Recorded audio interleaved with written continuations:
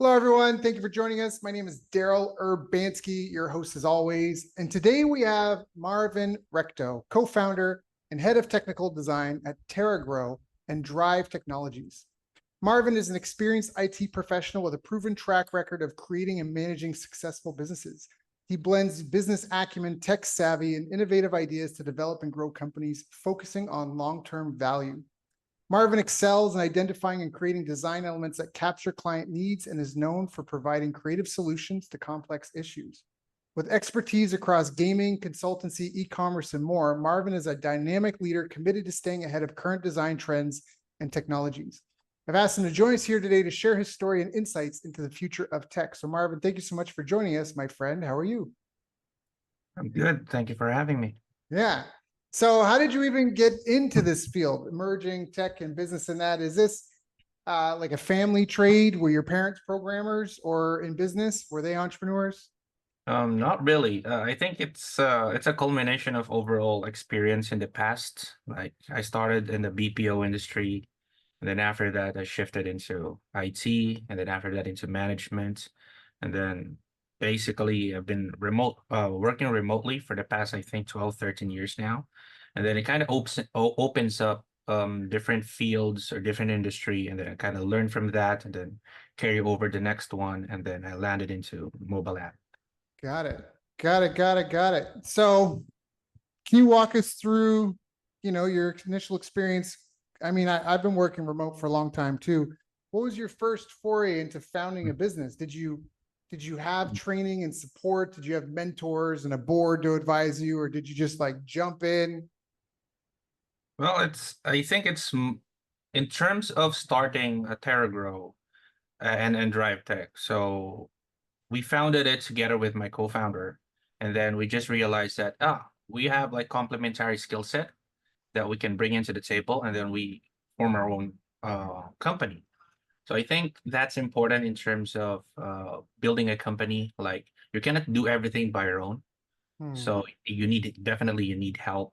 And then from there, it kind of started like a snowball effect. And then we started to do TerraGrow, which is, by the way, a hobby of mine like 6 years ago. I've been doing that manually. I know how it works. And then one time on our brainstorming session, it was pitched, and then yeah, probably we can do it. And then we integrate what we're really doing in Drive Tech, which is mobile app design. And then from there, again, snowball effect of okay, we can integrate this, and this, and then we talk to engineers, and then yeah, it become a business. And so for people that don't know, Terra Grow is the way you explain it to me. It's Mhm. like having an aquarium, but instead of an aquarium, it's like a hydroponic tank. And you basically open Correct. the app and choose what you want to grow in there. And you just hit a couple of buttons. And all you have to do is put your seed in the rock wool.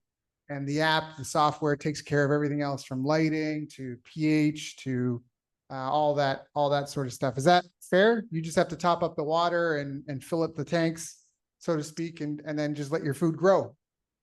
Yes, basically, TerraGrow is a company of smart hydroponic solutions. So, because if you notice out there, most of the hydroponic solutions are large scale. It's designed for businesses, and then the end result is that you sell those produce to people. In TerraGrow, the product is called food replicator. So essentially, you're right when you said it's an aquarium. All you need to do is put a seed, put it on the rock wool, select that type of seed or plant from the app, and it will automatically take care of the correct parameters, the light, the water level, the nutrient solution, all of those things. Right. Oh, and then that is a product, or that is a ultimately our goal is to make this as a very well-known appliance, so that every people it's something that every people wants to have on their home. Right, right. I love that idea because part of when we had a call before this interview, and I was fanboying a little bit just because I've got a hydroponic tower on my patio for because I feel like that's such a great idea. That was what I was trying to tool around and figure out was how do you make this more accessible to more people? And I think especially with things like COVID, it really accelerated people's need for that. I mean, geez, I couldn't go to the grocery store, and now there's all these protests for farmers like, hey, stop messing with our food supply. Like, hey, this is not like I know that for a lot of us, we've all grown up in times of relative prosperity, no matter where we maybe started. But there have been many famines in history where millions of people starve. And so, I think it's easy for people to forget how important, the fundamentals are. I mean, you take Yeah. everything for granted. What is it? It's like they say, a healthy man has a million wishes, a sick man has one. One. And Yeah. yeah, Yeah. and that's the same thing. Like when you got a grocery store full of food, I want to travel, I want to actualize, I want to manifest, I want to meditate and do my yoga. When you don't have any food, you're like, I want to eat. And that's, all of a sudden all that other stuff goes away. You're forgetting about your dog and your yoga, and you're like, I need some food. Yeah. Um, Actually, so that's one of our key points or key takeaways when once we're in Morocco. So we will be attending the GITEX on the 28th. One of the key points that we have there is that everyone, excuse me, everyone is like hyping the AI, machine learning, crypto, those type of things. But I think we're forgetting something. We got to eat yeah, until until until our human forms are sufficient enough not to get nutrients from eating. I think maybe that's the only time. I don't know when would that be that we right. can truly deviate from that one. But yeah, I think that's one of the key reasons why we're really looking forward to building Terra Grow as a company. Yeah, yeah, I love it. So, what were some of the biggest challenges? Because obviously, it took you a while to get to this. I mean, running two companies now and turning Oh, down a lot of big investors.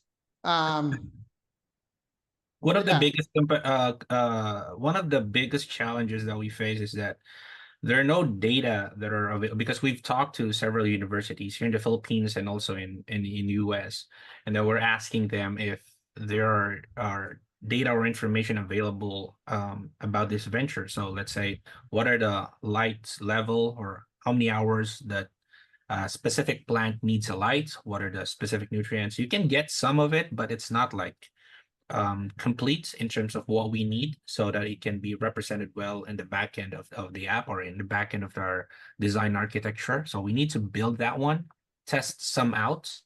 And also there's still some plants that are in theory we can grow, but due to laws, I guess, we cannot really try that here, specifically in the Philippines.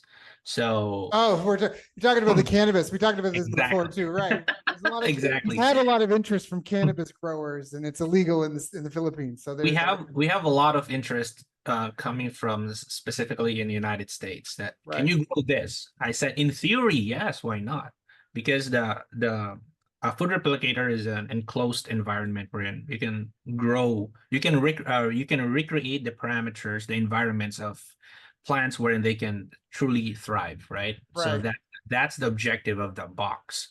right, Now, in theory, any plants can grow there. So all we need to do is have that accurate data, input it on a database, and then our sensors will do the rest. right. So, but again, we cannot really check up on that Yeah, yeah, yeah. at this Well, point. yeah, yeah.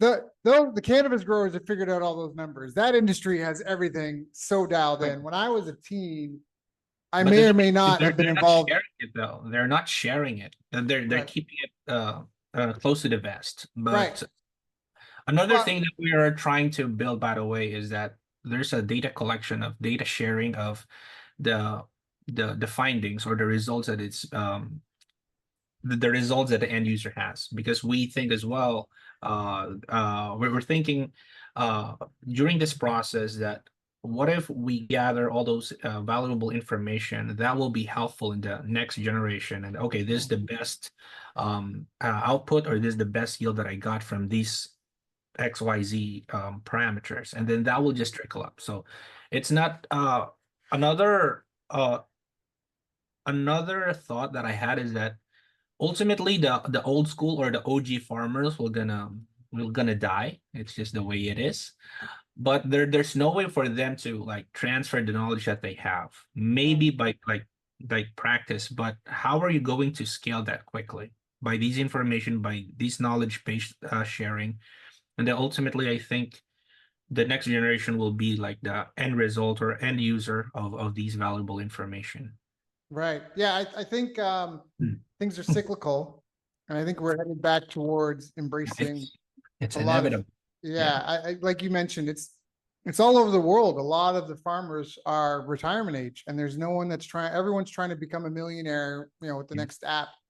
No one's TikTok. worried about, no one's trying to, not trying to poke fun at you or anything, but no one's really focused, I mean, you're focused on providing food. So, but a lot of people aren't focused on how do I feed my neighborhood or my Yeah. community and have a nice 6-figure income.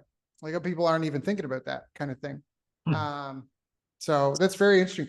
What would you recommend to someone who's starting out or struggling? They're starting a company, they're startup, they're trying to gain traction, user adoption, they're struggling between users and income and development. Any advice? I think the advice that I can give is like, try to push more than what you can do. It's like you'll really never know when you will caught that break. Like for instance, I can only speak from my experience. So we've emailed like, because we have a mailing list, right? For example, we've emailed around 8,000 plus um and potential investors, potential partners on this one that we talked to around like close to 1,000 of them for the past 2 years now. And then all of a sudden we got one. Someone invested in the company. That's Bell Capital. So we got the first investment. I cannot explain. I think I can explain. I got a very weird feeling in my gut of, I think it's a mix of like happiness or excitement or something. Once you get that first investment, you feel different. So you think you'll feel like, oh, someone is kind of invested in this one. So that kind of gives you more fuel to push more. That your idea is not just an idea, but now it's like a Got some something validity. that, yeah, something that okay, I got what you're trying to do. So here's a couple of bucks, a couple of money, couple of funds, and then I want to take you. You're now here. I want you to take you to the next level. Right. So that's just pushing. So that's grit. And I'm not gonna lie, it's not easy. It's not easy. It's not for all. So you have to just keep on pushing. I like that. I think that's good advice. Nobody cares, work harder. Yeah. Also, if you're like in work settings, and then you have like uh teammates or you got employees, for example, right? You cannot really ask them to have the same vision or have the same work ethic as you do, because this is your business. So Right. you'll definitely gonna be working harder. All you can do is be transparent with them, be honest with them. This is what you want to accomplish, and once we get there, all of us will benefit. But if you think, or if you thought that you can, oh, you're expected to work this hard because I'm working this hard, I think that's the wrong mindset. Right. This is what we're going with the current workload that you have. Just all I ask for you is that once we're doing something, just make it to a point that you're doing the best version of you can on that part. So I think that's great advice. I talk about this a lot on past interviews, but it's just because it sticks with me. The markets are unknown and unknowable. If I ask you how many people are in market for a car today, we could look at indicators, keyword searches, yeah, foot traffic, that, but ultimately we don't really know, and it's constantly changing. So the market is unknown and unknowable, but everyone can recognize excellence. So if your North Star is being the most excellent at solving the problem you're trying to solve and get paid to solve, that is like the guiding light that can see you through trends and new emerging technology. Just focus on being the most excellent solution for that problem, period. Because that's what happened to newspapers. They forgot. They thought they were getting paid to put advertising wrapped in stories, local stories, and deliver them door to door. Blockbuster versus Netflix. Blockbuster was a $6 billion company. They could have hired any talent. They could have developed any tech. They had a chance to buy Netflix once upon a time and decided yeah. against it. And then they were taken over by Netflix and ran bankrupt. And it's just this whole disconnect of what problem are you solving for people, and are you the most excellent at it? And I think part of why that sort of thing happens is the builders come in, the innovators, they build something, and then the managers and scalers come in, a lot of the accountants and lawyers and stuff, and they scale things, but they can't innovate per se. They can just kind of build more track down the path that's already going. So, but I think that's great advice. Focus on excellence, and nobody cares about your problems. Work harder. Yeah, Yeah, true. that's right. And I think it's really important that people understand you got to get it out there. You got to talk to people about it. You got to meet with people about it. You mailed 8,000 people to get one sale. Essentially, that's the ratio of it. So People, I think, underestimate the amount of effort it takes to get momentum. yeah, and then once you get there, because most of the investors that we've had this discussion is that, okay, get back to me when you got this amount, get back to me when you got this traction, get back to me when okay. So Yeah. definitely we're gonna have that discussion again, because we've only attended prior to this, we've attended one in Qatar, a web summit Qatar back in February. My co-founder attended Seamless Dubai, I think last month, and now we're going to Jitech. So these are the events that we're in. It's important to startup founders to go to these type of events, talk to people, may it be investors, may it be your fellow co-founder, because those are the places that you are in the people you are in the place where basically you're the same people with, like these are the same, these people have the same or maybe even worse. You can learn from each other. You've been going through the same, it's essentially, so it's imperative to go to these type of places. Yeah, you got to get out there and network. It's a catch-22, because if you do what everybody does, you get what everyone has. And not every the sea of mediocrity is vast. So you got to be careful. And you also have to be careful. Like Elon, I say this again, Elon Musk made $300 million pre-selling a car he had no factory to build and no team to help him make. All he had was a minimum viable product. And he got people to put a down payment down and pre-sales and pre-orders. And I know that in my hometown in Canada, there was a gym, it was called Good Life, and they were a chain like Anytime Fitness here in the Philippines. And they were going to open up one next to this mall where I grew up. And they had the trailer outside, and they were marketing it, and there's advertising everywhere, and there's construction going on inside the building. They were building the gym. And this happened for maybe a month, 2 months. You could just see there's like a drive to sign up members while they were building. And all of a sudden, everything disappeared. And I remember talking to someone that was working with them, like, what happened? They said, oh, we didn't meet our numbers. So they decided not to open the gym. And so it wasn't that they invested all that money and then built it and then tried to make it work. They tried to sign people up in advance. And when they couldn't do their pre-sale member, they just cut their losses and moved on. What happened to the money today? Is there a refund? Well, I didn't ask about that part. Like I'm sure people no, I've never seen complaints about people complaining that they paid for a membership and never got it. I mean, they were signing up for a gym that hadn't opened yet, that was under construction, right? So I think that was the big thing, was trying to get a certain echelon, a certain threshold of members in advance before they sunk, whatever it was going to be, $1 million plus into the facility. They're like, we need to be able to reach this many members in this much time. And this wasn't a new chain either. They had multiple chains. So at this point, they kind of like, if we go here and we do popularity, they're banking on their existing popularity. Okay. Well, I think, it's my belief that a franchise is really just one store that works. And then, so what happens is they create an operations manual. Here's how you run a store like this. This is how you handle customers. This is how you deliver the same quality. And they sell that operations manual to franchisees, and the franchisees pay 20% back to the franchise. And that goes into a marketing pool. And now what it really is the franchise headquarters becomes the marketing headquarters, where they test the marketing in different markets. And when they have something that works, they roll it out and peel and stick everyone's different phone number and address on it. Like that's a lot of pizza chains, all that stuff. There's one, I mean, that's when you can use paid ads to drive new sales in your business. That's really what separates a lot of small mom and pop businesses to nationwide brands. Of course, branding on its own has its own thing. You build a brand, but for a lot of people to build an Apple or a Nike or something, this takes a lot of time and a lot of celebrity influencers and endorsements and stuff.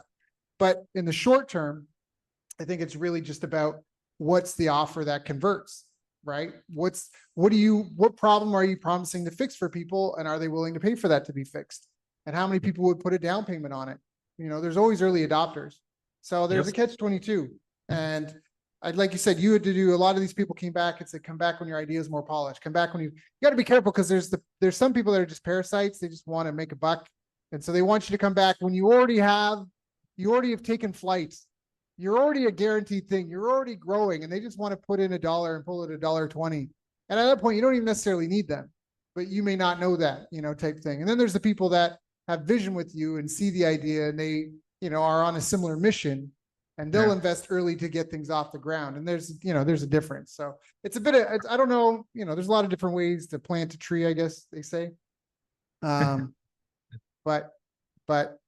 where do you think the technology in this route is going? Because there's been a lot. Elon Musk, I mentioned Elon, his brother had invested in like vertical gardens. I think that company closed down though. I'm not sure if they did or didn't. I think those big companies for hydroponics, the goal there is to like get much food and then sell those foods to public.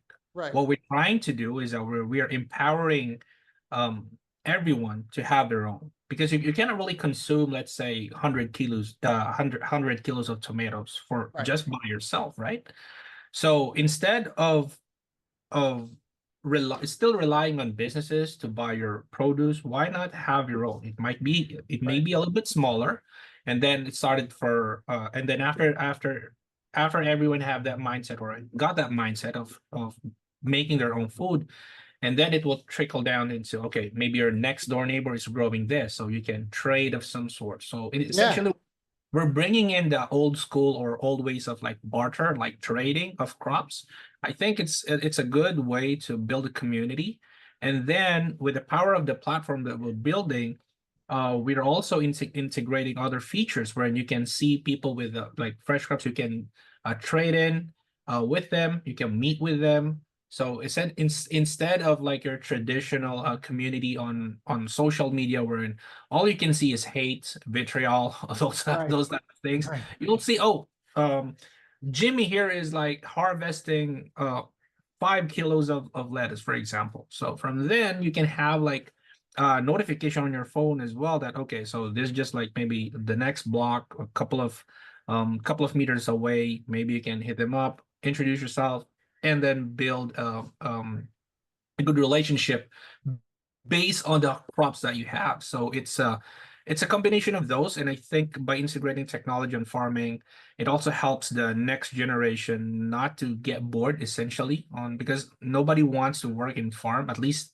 based on our research now, compared to the way it was before, because there are a lot of alternatives compared to like doing hard work. Because before, on the older generation, you don't have a choice. You need to either inherit the family business, you have to go out there, and but now compared to traditional farming, but it's getting a little bit easier and easier with the tractors, with the vehicles and all of that, compared to the olden age where everything was manual, right? Exactly. But now we're taking it a little bit on the next level, but not really focus on the farmer themselves, like the traditional farmer.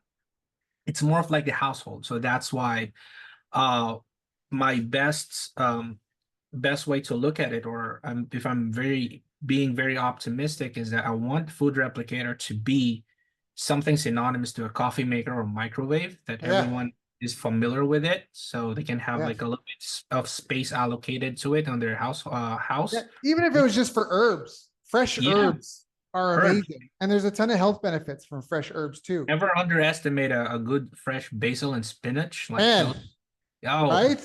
Yeah.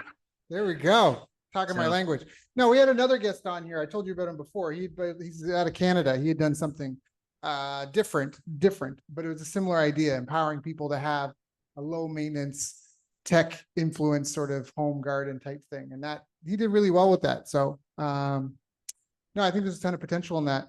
So where do you see, like I said, the future of this? Because have you done any research on this kind of thing in terms of, we know the population of the earth is growing. We know we have to feed all these people. We're dealing with climate issues. I'm personally a believer that we are warming, but it's not carbon. It's actually the sun and the magnetic field, but that's a different route. But we are warming. There's geopolitical issues at play. There's technological advancements happening. Where do you see things in 5-10 years? Do you see there being any shortages? I mean, there's all sorts of stuff happening in the world. Do you feel that there's a lot of stability? I mean, even at the time of this recording right now, China is surrounding Taiwan. You know, we Yeah. got Israel and Palestine, we got Ukraine and Russia. That's all. There's big stuff happening. What do Oh, you? my mind kind of has a dark place for that. So I think we're gonna experience worst first before it gets better.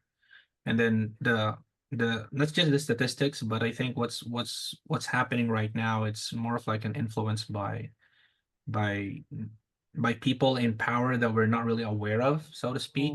Like there are puppet masters out there that are pulling all of these things together for their own benefit. Right. Yeah. So Where's that? There's that guy, that speaker. He wrote he speaks at the World Economic Forum. Yeah. Yeah. Yorval. I know his name when I read it. I don't know how to pronounce it, but he did his interview and Lex on Lex Friedman's podcast.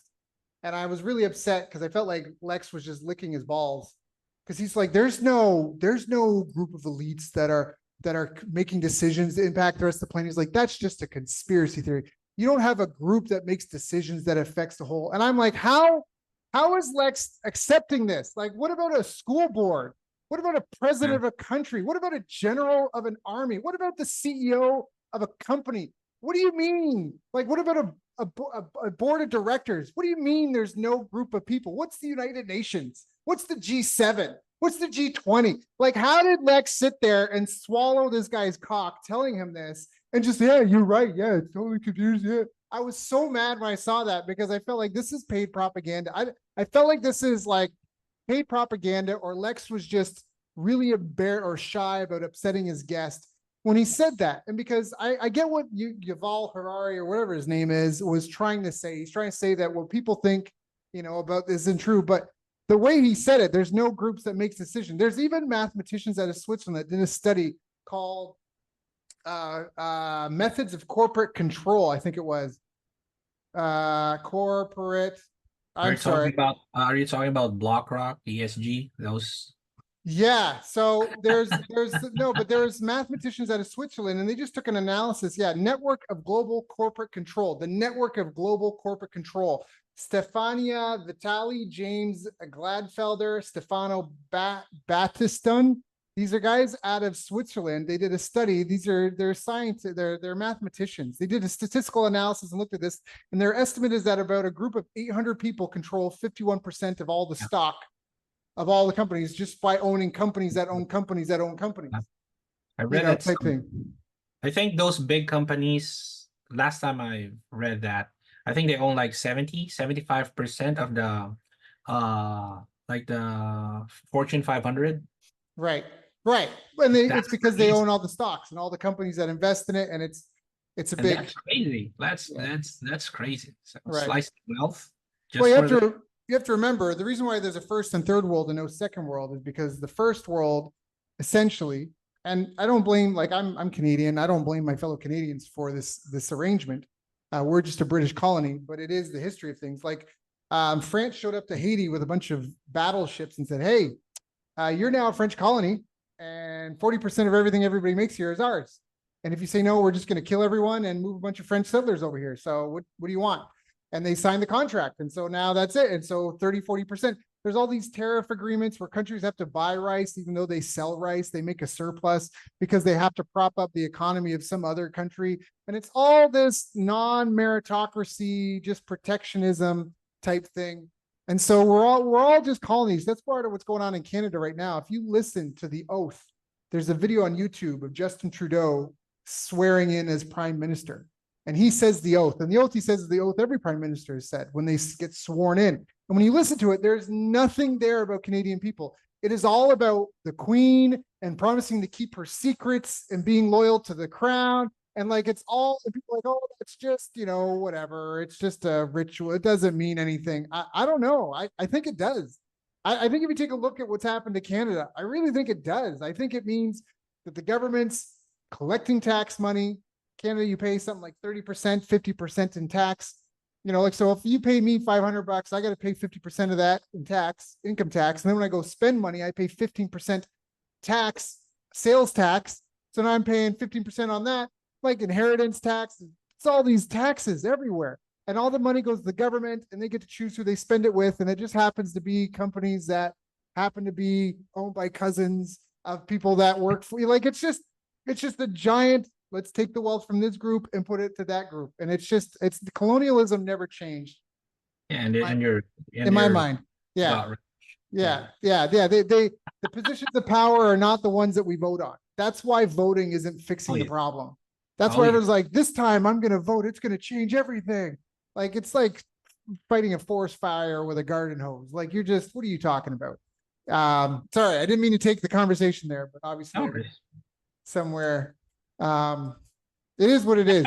yeah, I even have a like my theory about voting. I think we need to figure out a way wherein instead of like everyone is an equal vote, it should be like per merits. Let's say you're a teacher, you're a professor, your vote is a little bit higher compared to your normal individual.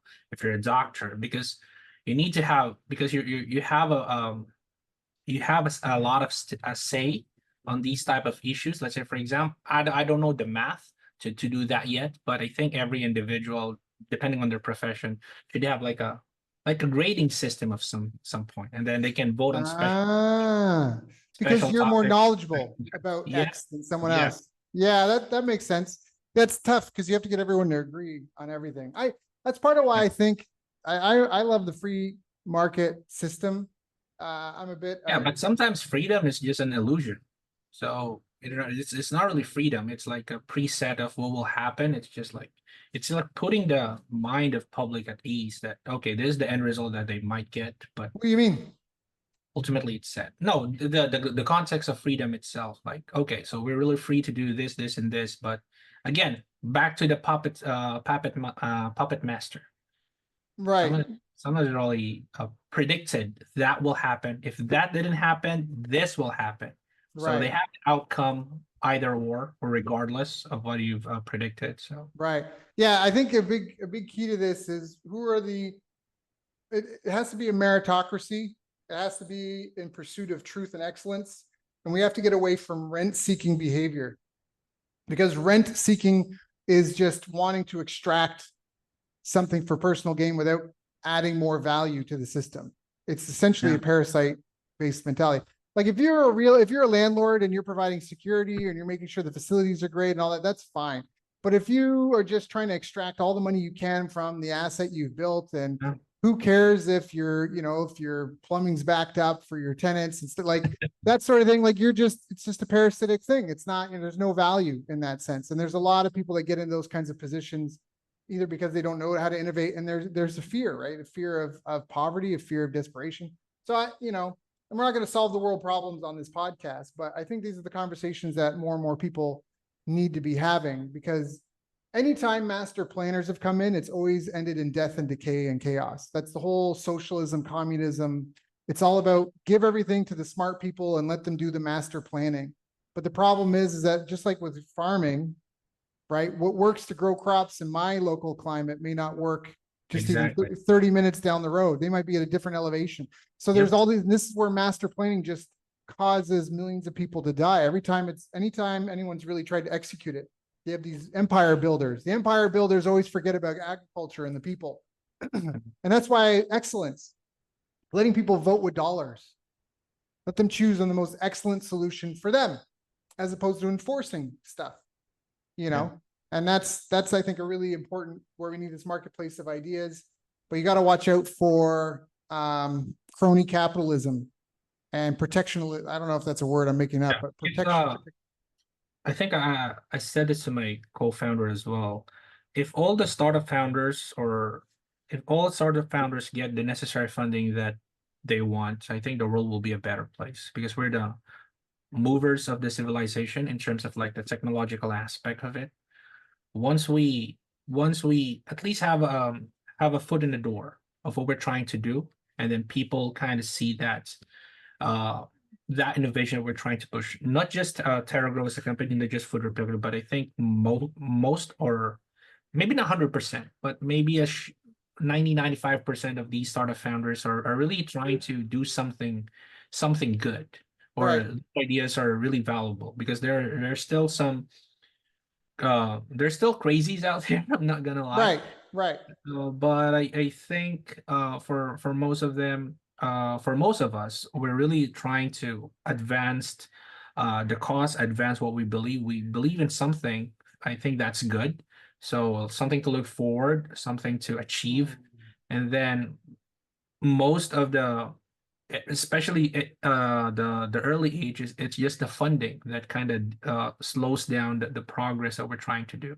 Well, I'm going to push back on that a little bit. I think so, yes, but at the same time, Elon Musk made $300 million selling a product. You know, like there's 101 people you can make pre. So it's not the funding that. So this, what you're reminding me of, and I understand what you're saying, because there is some, like, you do need to get roof and ramen. You got to be able to have some idea.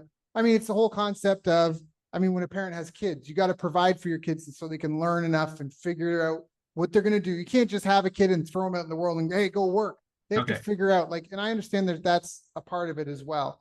But I had a friend, I'm not going to say her name, but she tried to open up a yoga studio, failed at it, tried to open up another business, it failed. And then when I talked to her, she was applying for a government grant to open up an entrepreneurship facility to teach entrepreneurs how to be successful.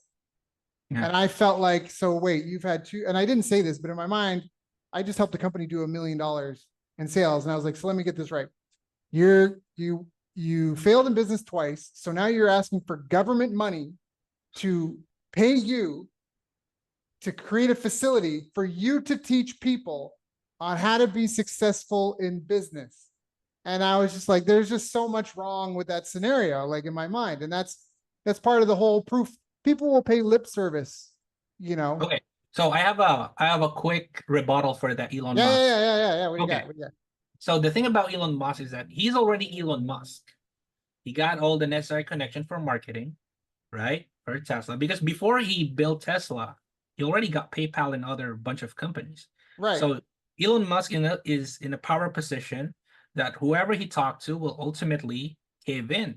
So that's just my point of contention in terms of, like, he already, regardless of not having the quote unquote funding, he's already established. Well, but even before then with PayPal, he's not a trust fund baby. He's not a trust fund baby. Of course, I know that. But again, your example earlier is like Tesla. Like, he built a 300 million company without having anything, just marketing, but he's already Elon Musk. So he got the necessary connection prior to that, like the marketing, because for the PR, sure. If you're bootstrapping, like the normal startup founder, essentially you're pulling everything out of your pocket, like the people you talk to, the design, the services, those type of things. You got to use your own fund. You got to use your own money. You got to do loans, financing, those type of things, and that's very hard, especially if this is the only problem, or if this is the only business that you have. So most of the time, either you're starting a new company or a new venture, or you start a founder, you have an existing job. So this is what we do in DriveTech, the other company that we have.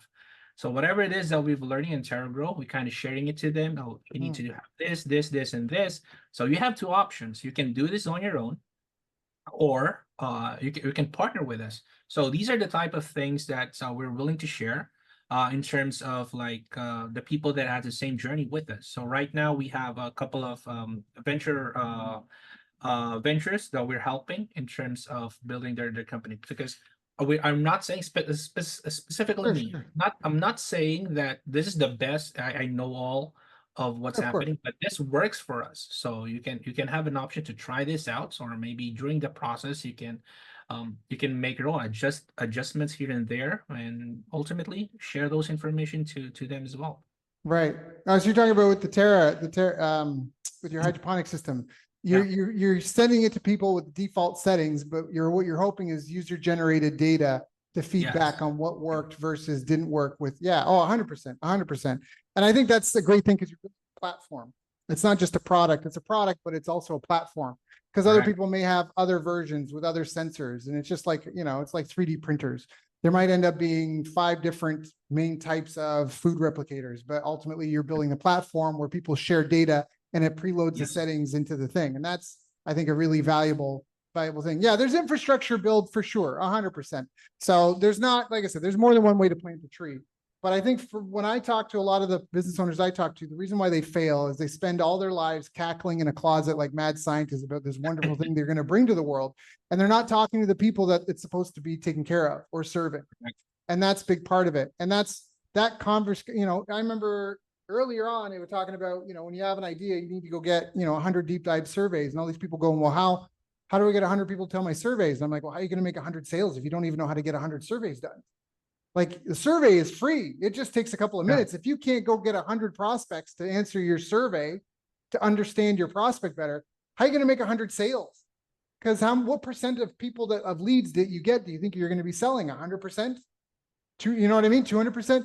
So it's that sort of idea where people, and I'm beating this drum because you had said and pointed out that when we were getting started, we had to email 8,000 people and we got one person to invest, and it took 2 years. And I think that that's a really important benchmark for people to understand, that you can send those 8,000 people emails over 2 years. You can send them 8,000 emails in a week, 2 weeks, depending on if the email service provider shuts you down or not, you know, but it's going to take a certain amount of work. And I just wanted to kind of hammer that. And a lot of people are like, well, I'm not ready yet. Yeah, but I'm not ready yet. Yeah, but put it into someone's hand once you have your minimum viable product. You know, that was the story of the gym. They basically put a stake in the ground and had some construction crews building, going, hey, we're going to make this thing. And here's the pictures, ink on paper, of what it's going to look like. Can we sign up this many members for that dream? And when they couldn't, they thought maybe there wasn't, maybe, you know, that isn't what's wanted by this community. I think that's important because the world is changing so fast. A lot of people are having to pivot, and with innovation, a lot of people, there's threats and risks that their industry might be upset. So I just think that these are important lessons for us to talk about and kind of get clear on, you know. So Yeah, especially in this generation where most of the bigger companies or bigger institutions are heavily focused on sustainability. right. So I think this is something that's worthy of looking at in terms of these type of projects. So Right. we'll see. Yeah. Sustainability is big. We can't keep filling the ocean with plastic. We need to have better packaging and materials. The landfills are filling up. We got to figure out a smarter way, and we have those solutions. But Well, if you grow your own food with our food replicator, you won't at least eliminate the packaging of those. So that's a win. right. Well, and again, I think it also helps people get connected. I think people are so disconnected from the circle of life because we're apex predators on this planet.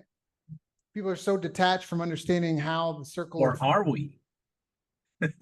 Well, if you want to get into UFOs, maybe we're not. Maybe we're just animals in a zoo, and that's why the zookeepers don't want us to talk about them and XYZ, all this sort of thing, because maybe they're just zookeepers. Maybe we're just under observation. Maybe we're just a giant ant farm for them.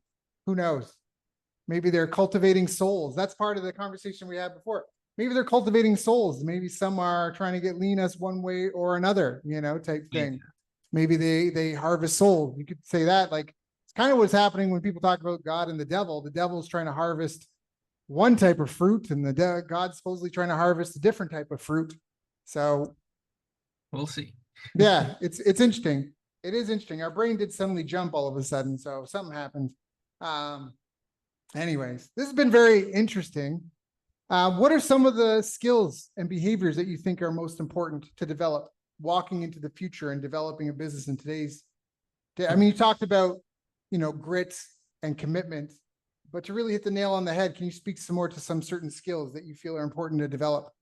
I think another thing will be natural born curiosity on things. You cannot just rely on what you've learned during your academic years. You cannot fixate on that. You cannot focus on what you learn. It's over. So you need to constantly learn new stuff, adapt to the market, not just on your product, but like general worldviews, general things that is happening.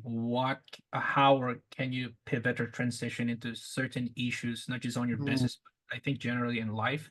So that natural curiosity towards things, I think that don't let that extinguish inside of you. So you need to have that, and I think it will just continue to develop you, not just an entrepreneur, but also as an individual, as a person. Yeah, I think that's really important. That's how specialization is. If the university can produce 1,000 people in your field, there's no job security because they can just go train up somebody else and replace you. So, you know, so that's where like you mentioned, following your natural instincts that leads to interesting combination of skill sets that creates Especially right specialization. now, also in this day and age, you can find a lot of like materials online. You don't have to pay for it. Of course, the Right. paid ones are significantly better. For example, I'm using LinkedIn Premium. So there are lots of like good materials there. It's constantly being updated. So what are the new things?